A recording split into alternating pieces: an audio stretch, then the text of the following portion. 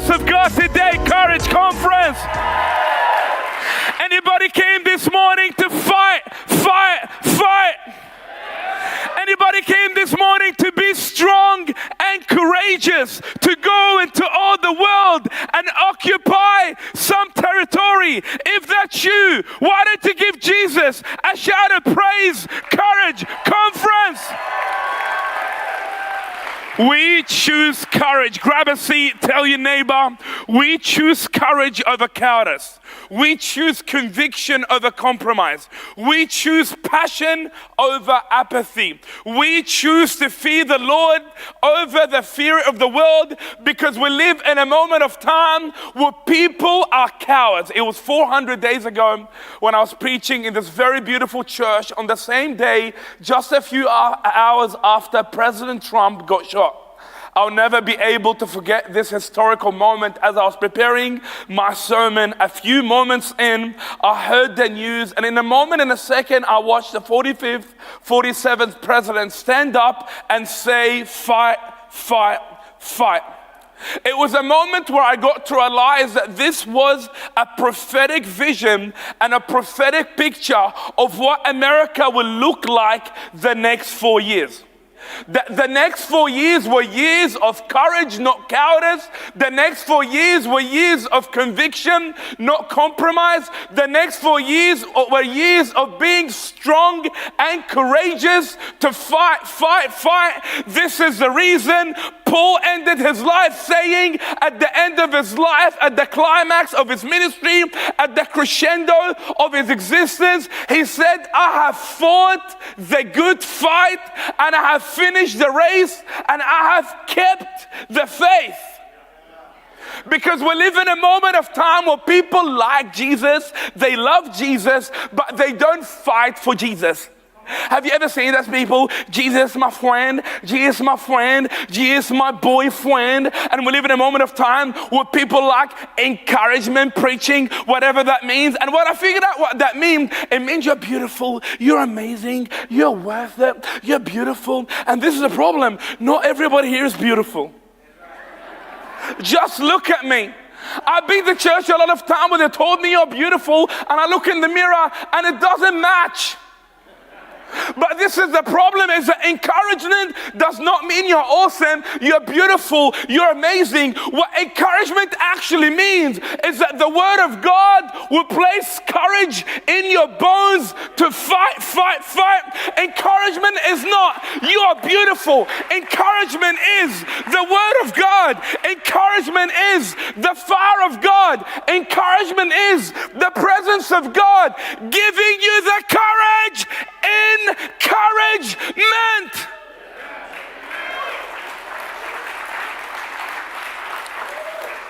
Encouragement is the most misidentified and misinterpreted concept in the church at the moment. We think encouragement just means self-love, narcissism, where the Bible is a nice love gay story between Romeo and Juliet. But little do people know, the Bible is not a romantic fictional Romeo and Juliet or Jack and Jill went up the hill, but the Bible is actually the sword of the Spirit.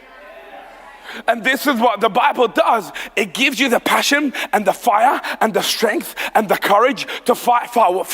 And this is the reason God told Joshua, be strong and courageous, aka occupy some territory, go and fight. And I'm very grateful to be in a church today with Pastor Sam and Pastor Michelle, who chose to call this conference Courage Conference. Because we live in a moment of time where the church is weak, woke, and therefore wicked. We live in a moment of time where the church is feminist and therefore they're feminized. And how do you know a church is woke, weak, and wicked? Because it goes from weak to woke to wicked. Before you know it, it becomes wicked. Because the road of wickedness is paved with weakness. And the road of cowardice is paved with compromise. One compromise at a time, one step at a time. And before you know it, one little compromise made you a full-on coward. How do you know you're in a liberal church? How do you know you're in a soy boy church? How do you know you are in a gay church? What liberal churches do, they replace courage with empathy. They replace strength with sensitivity. They replace truth with trigger warning. But more than anything, they replace fighting for the Lord with just loving Jesus. And it makes you really, really wonder, at what point is the church going to fight? They're like, at what point are the people of God are going to say, oh, the nation is too pagan, the nation is too Muslim. You look across Europe, where I am in Australia, we have like 100,000 people in UK, 100,000 girls getting raped by Muslim men. You have Christian nations being infiltrated, invaded, and conquered by violent Islam or godless liberalism and godless paganism. You see Christian churches literally becoming mosques. You see the fall of a civilization. You saw during COVID the church being shut. And it makes you wonder, at what point is the church going to speak? Like, I wonder, how much is too much? At what point are you going to have some courage to fight and speak? And this is the problem with liberal soy boy Christians, is that they pretend that we are in peace when we are at war. It's a massive thing when people pretend, act like that we're in peace, but we are actually at war. See, this is the reason Christianity spread across the last 1600 years, because the disciple and the gospel were fighters. Before you know it, the gospel wasn't this weak, woke, territorial thing that was every day being suppressed, because what's happening at the moment is that the church has been losing ground for the last 1400 years. The problem is, in the first 300 years of church, the world became so Christian that Egypt became Christian, Syria became Christian, Turkey became Christian. Before you know it, Europe became Christian, UK became Christian. Before you know it, America was birthed out of Christendom. But for some reason, across the last 100 years, we see the opposite of that happening. It doesn't make a lot of sense. Like, we have the most freedom, we have the most money, we have the most churches, we have the most wealth, we have the most prosperity. Yet for some reason, the disciple had nothing. And they conquered territory. We have everything, but we're losing territory. And this is the reason. People pretend like we are in peace when we are in fact at war. Paul didn't say, you know, our love story is not against flesh and blood. But no. Paul said our fight is not against flesh and blood. A lot of Christians pretend that we are in peace while we are in fact at war. And I'm here from the future. My name is Andrew. I immigrated to Australia in 2007 because we were born in Egypt. Egypt historically was a Christian nation.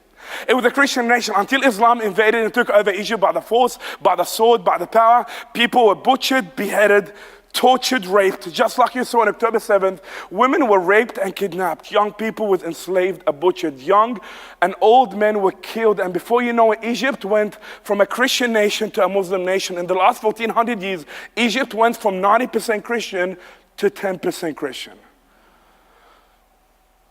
And again, you come to the West and you kind of see the exact same picture happen. You're seeing the fall of Christendom so far. It's a fact. It's a factual evidence. It's a historical reality that there's a problem happening at the church at the moment. And that problem is that we're cowards. And when you're a coward, you don't fight. And when you don't fight, you pretend that you're in peace when in fact there's war. And the main issue is not that there is no war. No. The main issue is that you're a coward. And that's why when the fight comes, you either run, or what you do, you pretend like there is no fight. So I came from the Islamic world to give people a future, a warning, because Egypt used to be a Christian, now it's a Muslim. Syria used to be a Christian, now it's a Muslim. Libya used to be Christian, now it's a Muslim. Turkey used to be Christian, now it's a Muslim. Jordan used to be Christian, now it's a Muslim. Israel used to be Christian and now became Muslim and then became Jew again. The whole Middle East was Christian and now it's Muslim. So I'm here from the future to give people a little bit of warning about what is yet to come and what is yet to happen. At the moment, America has 1% Muslims. Australia, where we are at the moment, we're getting Islamized. Firstly, you get the strong Christian nation, and before you know it, you get the liberal, woke, weak men who pretend that there is peace when there is war. And from there, you go from gay liberal to Muslim. Anybody here watching the election at New York at the moment? Zohran Memdani? You are literally watching the rise of gay Islamism. And it happens because strong Christian men become weak gay men. That's how it happens. You go from strong Christian to weak liberal gay, and before you know it, you get queens for Palestine. Islam. And this is what's happening in the moment. And I'm here for the future. I'm here for the Middle East to kind of give you a picture. You know, I came to Australia as a refugee in 2007 because my dad was preaching the gospel, which is illegal. When I was born, you couldn't preach the gospel. You couldn't proclaim the gospel. We had blasphemy laws. Those blasphemy laws were designed to make sure that if any pastor dares to preach the gospel outside of the four walls of church, if any pastor dares to criticize the false prophet Muhammad and the violent Islam and the bloodthirsty demon God of Allah, that they will end up getting killed on the street or they get jailed and tortured. That is the world I came from. You couldn't preach the gospel. You couldn't proclaim the gospel. You could never see a Muslim become a Christian. We had apostasy laws. Those apostasy laws were designed to make sure if a Muslim ever becomes a Christian, they will get killed or go to jail and get tortured, and they will die in prison. So this is the world I came from, and I come to the West and I find pastors playing religious tolerance, coexist, and terrorism knows no real religion. I find this, freedom of religion, and tolerance and diversity and coexist, and religion knows terrorism knows no religion. I'm like, no, terrorism does no religion, it's Islam. 9 out of 10 of the most popular and the most dangerous terrorist organizations in the world are Muslim. 90% of terrorist organizations are Muslim. Terrorism does know a religion, and it's called Islam. Not all Muslims are terrorists, but all, if not most, terrorists are Muslim. And this is the thing, is that Islam is a war religion. It's a war religion. And it loves the Christian West because the Christians are singing their kumbaya songs on Sunday, and the Christians are playing their spiritual ritualism and Jesus and revival, and they're coming here and they're like, this is awesome. We are here to take over. We are here to conquer. And you're playing songs on Sunday. This is so convenient. This is so awesome. We don't even have to fire a bullet. All we need to do is to immigrate and invade. Look what Muhammad said. It's going to come on the screen. Muhammad said, fight those who do not believe and in Allah and in the last days, particularly those of the book. This is the Christians. The Christians. Muhammad said, fight them, kill them, besiege them, take over them, capture them until they believe. And this is the problem, is that while the Christians in the West are in peace, Islam is at war. And Islam perceives every single nation, every single civilization, every single country, every single continent in one particular way. They see the world through two particular ways. It's either the world is a dar of war, which is the house of war, or the Dar of Peace, which is the house of peace. So Islam views every single person, every single country, every single civilization through these two particular ways. It's either the house of peace, meaning the house is under Allah, it's under the Sharia law, it's mostly Muslims, they conquer and have most of the world, or it's a house of war, where it's Christian, where it's Jew, where it's atheist, where it's communist, where it's gay, and their job is to bring that place down to conquer it all. And this is how Islam operates. When they are strong, they declare jihad and holy war. When they are weak, they act like the victim.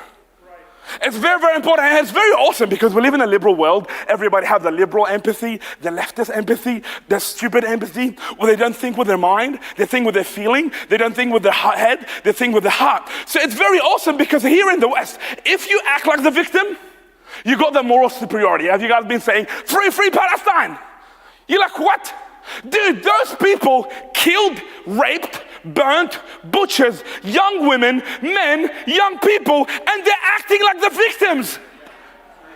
But that's the way it works here now. If you act like the victim, if you pretend to be the victim, people will give you the moral superiority. So that's how Islam acts. When they have the power, they declare war. Fight the enemies of Allah. That's you. And guess what? First, they're going to go for the Zionists. Then they're going to go for the Jews. Then they go for the Christians. Then they're going to go for the gays. Then they go for the communists, and then they're coming for you. Oh, the Zionists, they're Zionists. I'm like, it's kind of common sense for a Jew to believe in Judea. Like, oh my gosh, a Jew wants to have Israel. I'm like, oh my gosh, so controversial. Like a Jewish wants Israel, like 80% of Jews are Zionists. Zionism means Jews wanting Israel. It's very simple. So first they're gonna go for the Zionists, then they go for the Jews, then they go for the Christians, then they go for the gays, then they go for the communists, then they go for the socialists, and then they're coming for you. So I'm here to warn you, Egypt used to be 90% Christian. You know, when Egypt got taken over in 647, it was 90% Christian. There was 100,000 Jews in Egypt. 100,000. Guess how many Jews live now in Egypt? 10. 10. So what's happening in the moment, it's invasion disguised as immigration. What's happening at the moment is conquering disguised as, live and let live. And Islam is not here to immigrate. Islam is here to invade. Islam is not here to live and let live. Islam is here to conquer. And I'm here for the conquered world. I'm from the ancient Egyptian world. You're like, those pagan Arabs, they're very barbaric. I'm like, no, not really. Egypt was the center of Christendom back in the 600s. The library of the biggest Christian library was there, the Library of Alexandria. We had the biggest school of systematic theology there. We had Father Athanasius. We literally wrote the Nicene Creed there. So we were the America of our time. But the pastors were weak, woke, silent, feminine, and feminized. And as a direct consequence, the judgment of God was Islam. Islam is a judgment of God on nations that kill babies. Islam is a judgment of God on nations that don't defend the gospel. That's why Jude said, fight for the faith, contend for the faith, and stand up for the faith. Don't be a weak, passive, coward, soy boy man that looks like a man but act like a woman.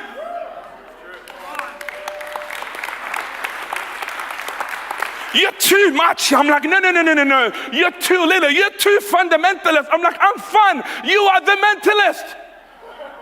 You're too passionate. I'm like, no, I'm not passionate. You are lukewarm. Do you think a nation can kill babies, butcher babies? Do you think a nation can cut and butcher the parts of the next generation? Do you think a nation can reject God? Hey, God, do you think a nation can suppress, oppress, manipulate the next generation to be gay and homosexual and sexually perverted, just like Sodom and Gomorrah, Adam and Steve? Do you think a nation can do that without experiencing the judgment of God? I'm not sure what Bible you're reading. Maybe you're reading the Message Bible. It's still there. God didn't make it rain popcorn. It was raining fire, hell. And it's time for the church to turn back. Because while the Christians are killing the babies, butchering babies, while Christians are making their kids gay and homosexual, the Christians letting the next generation be gay. Like before 1942, less than 2% of America was gay and LGBTQ. After 1942, more than 2% of baby boomers are gay or LGBTQ. More than 4% of Gen X are gay or LGBTQ. More than 10% of Gen Y are gay or LGBTQ. And more than 20% of Gen Z are gay or LGBTQ. By the year 2050, every single person is going to be gay. Except me, Pastor Sam, Seth, and hopefully you. And if you're offended, that's you. But this is very, very important because you can already look at London at the moment as the church has been silent, as the church has been indoctrinated, as the church has been playing peace in war. Guess what was the most common baby name in London in 2019, in 2020, 2021, 2022, 2023, 2024? It wasn't Jacob Cheston. It wasn't Peter Pan. It wasn't Winston Churchill or C.S. Lewis. The most common baby name in London in 2019, 2020, 2021, 2022, 2023 is Muhammad. Guess what was the most common baby name in Berlin in Germany? It's not Hitler. It's not Beethoven. It's not Nietzsche. It's not Karl Marx. It's not Martin Luther. The most common baby name in Berlin in Germany right now, it's Muhammad. This is happening across Europe and across the West, and it's time for the church to wake the hell up and realize that you are not at peace, you are at war. It's not a culture war, it's a spiritual war. It's not a social war, it's a biblical war. It's not a culture war, it's a theological war. Stop pretending that we're in peace. Oh, but this would never happen in America. We have the guns. We have the First and Second Amendment. This would never happen in America. Well, dude, it's already happening. You're a bit late to the party. You are very late. The replacement rate of Muslims in America is 2.5. The replacement rate of Christians, Catholics, Protestants, liberals, everything is 2.1. Islam is 0.4% above the replacement rate of Americans. Guess what's the second biggest religion in Texas? It's Islam. Guess what the second biggest religion in Alabama? It's Islam. Guess what's the second biggest religion in Virginia? It's Islam. Guess what's the second biggest religion in Tennessee? It's Islam. Guess what's the second biggest religion in North Carolina? It's Islam. Guess what's the second biggest religion in the Christian South? Islam. It's already happening. You're looking now in New York is the London case. You will watch the fall of the civilization. It's very sad and it's very dark, and you see that moment of Queers for Palestine. The alliance between the gays and the Muslims. It doesn't make a lot of sense, but it does make a lot of sense if it's the same spirit. Queers for Palestine, gays for Gaza, chickens for KFC, pigs for bacon, Jews for Hitler. You're seeing that godless alliance happening at the moment, and I'm here to give you a warning. It can happen in America. In fact, if something doesn't change in the next 10 years with abortion, thank God for Seth nearly yesterday, with feminism, Pastor nearly yesterday, if something doesn't fundamentally change, this nation will fall, and have the receipts. By 2050, Christianity in America will be a minority religion. You will be less than 50%. Actually, you'll be 47%. By 2050, Christianity will be a minority religion in America. If something doesn't change now, you're on the road to oblivion. It's happening in Australia, where 3% Islam. It's happening now in London, 6% Islam. It's happening now in Germany. It's happening in France. And next stop is America. You are the last man standing. Yeah.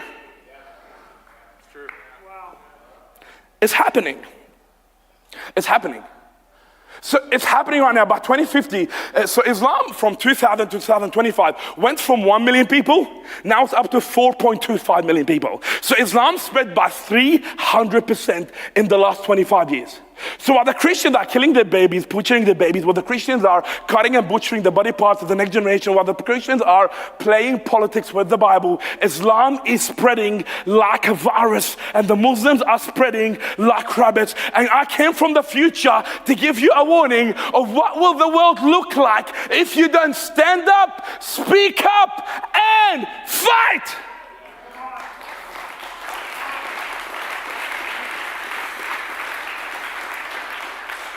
So catch it, Muhammad was very like, fight those the enemies of Allah. And those enemies of Allah are particularly the Jews and the Christians. It said in the text, fight those the people of the book. That's the Jews and the Christians. It's the Jews and the Christian. And this is very important. The reason they fight Christians particularly, because we are two things to Muslims. We're polytheists and we are adulterers. We're polytheists because we worship three gods, Father, Son, and Holy Spirit, the Trinity thing. And we're also adulterers because we worship Jesus. You'll find the Muslims always coming to you like, Jesus is a prophet. Jesus is a prophet. We like Jesus. We honor Jesus. We revere Jesus. Jesus is a prophet. Jesus is not God. Jesus is not God. Jesus was just a prophet. What did Jesus say was God? I'm like, wait for a second, dude. Jesus said, before Abraham was, I am. John 1:1 it said, in the beginning was the Word, and the Word was God, and the Word was with God, and the Word became flesh and dwelt among us. Jesus is the God-man. Jesus is the man God. We don't just like Jesus. We don't just honor Jesus. We don't just have a crush on Jesus. We worship Jesus.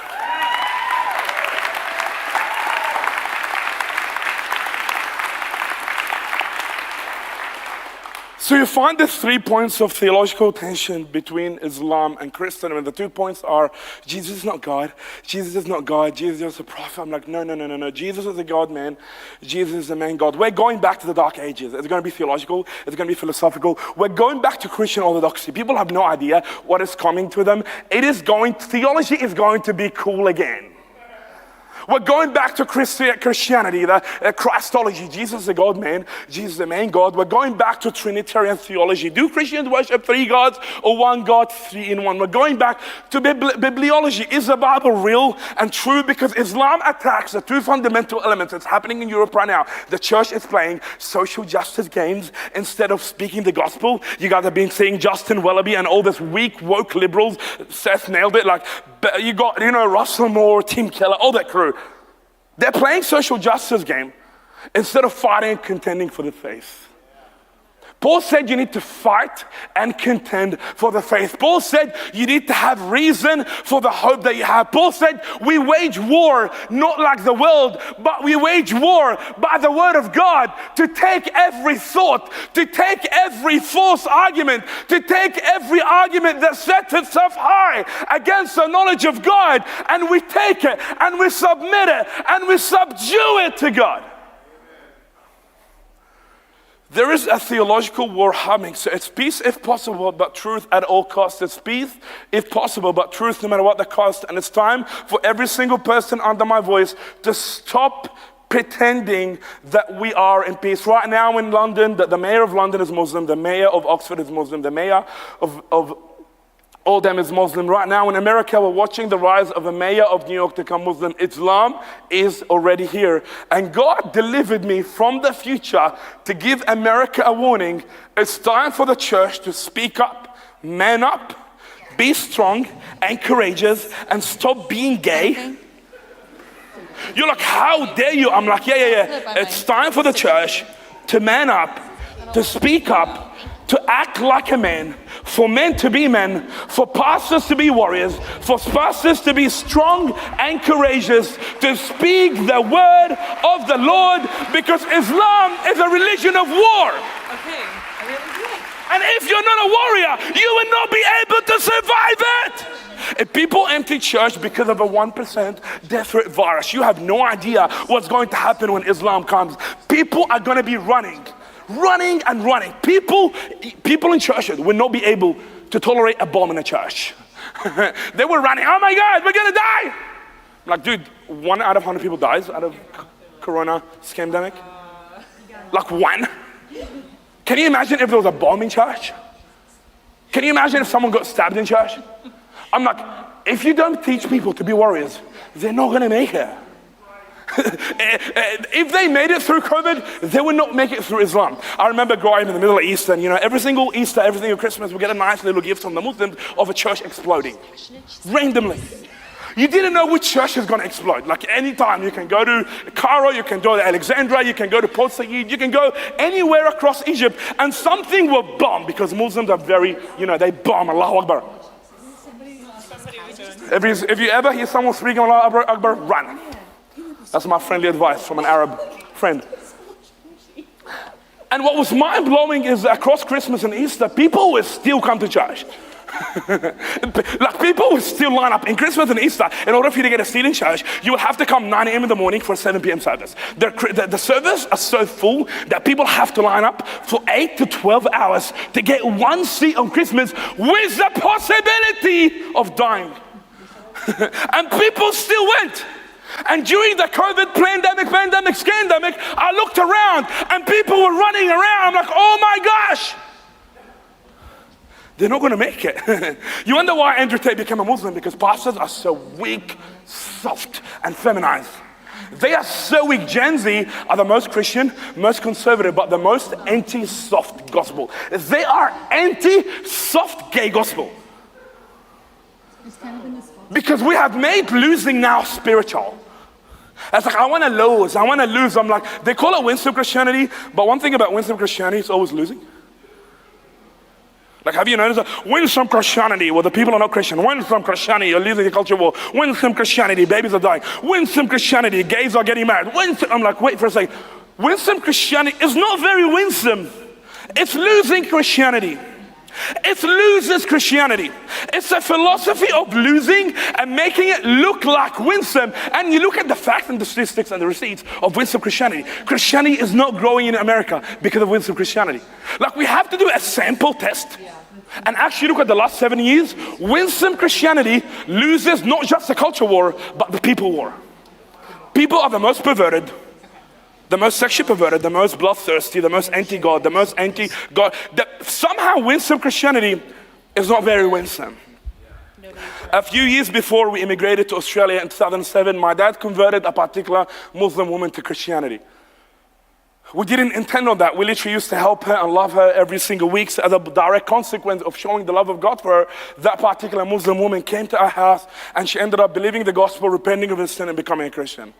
What we didn't know about that particular Muslim woman that we helped to convert to Christianity is that her husband was part of Muslim Brotherhood. Muslim Brotherhood is like the Hamas of Egypt. It's a terrorist organization. Because that person was with Muslim Brotherhood, he was very furious and angry at my dad for converting what is most precious to his life, which is his wife, to Christianity. So he decided that he was going to get revenge on my dad. And the way he was going to get it, he was going to kidnap two of his oldest sons, me and my younger brother John. He was going to kidnap both of us, behead us, and send our bodies back in a bag as a revenge for my dad taking what is most precious to him, his wife.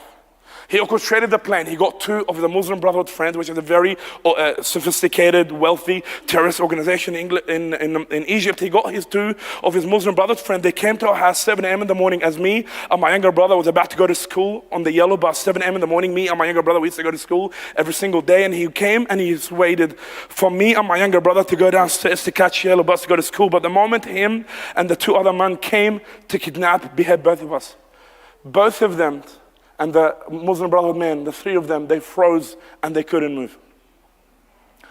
They froze and they could not move at all until me and my younger brother went to the bus. A yellow bus drove to the end of the street, and the moment the bus disappeared, they started to move again. The Muslim Brotherhood guys were very confused. What the heck is going on? He was very angry and furious. So like, these guys are cowards. We're going to kill those Christians. He comes again. The week after was two different men. The exact same plan. He comes 7 a.m. in the morning. Me and my younger brother are about to go to school on the yellow bus. He comes 7 a.m. in the morning. In the moment me and my younger brother start to walk to the bus, him and the two other Muslim Brotherhood men, they felt a force.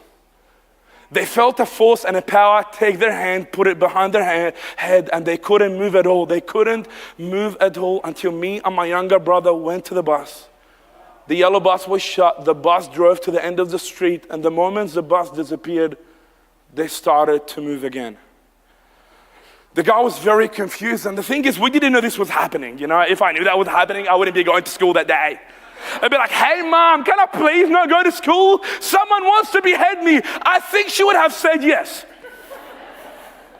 No. The reason we know that is because that Muslim Brotherhood man came to our house a few weeks later and told my dad, your God saved you, your children, and your family from my evil, wicked hand. He accepted the gospel. He became a Christian. He believed in Jesus, and he got baptized. And now him and his whole entire family are saved. And America Courage Conference, I came to tell you, I shouldn't be here. I couldn't be here if it wasn't for God. Be strong, be courageous, fight. Your job is to preach. And God's job is to protect. I would rather live for something. I would rather die for something rather than live for nothing. Choose courage, not cowardice. Courage Conference. Let's give it up for Jesus.